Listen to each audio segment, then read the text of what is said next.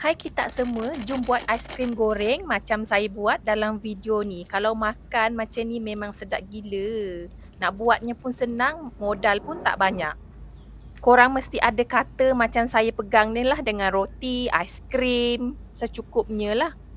Kata sandwich yang merah tu korang boleh beli dekat kedai online tau.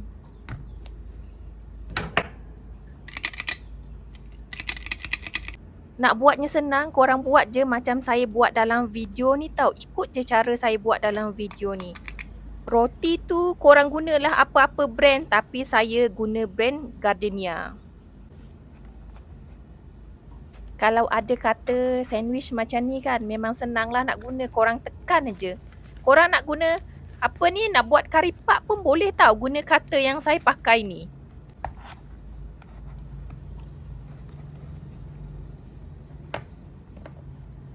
Kalau dah siap potong macam ni kan, korang simpan dalam peti ais tau semalaman bagi dia keras dulu.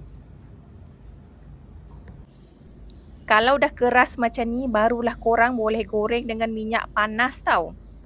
Tapi jangan goreng lama-lama, goreng sekejap je. Kalau goreng lama kan takut aiskrim dalam tu dia cair nanti pula kan. Selamat mencuba semua.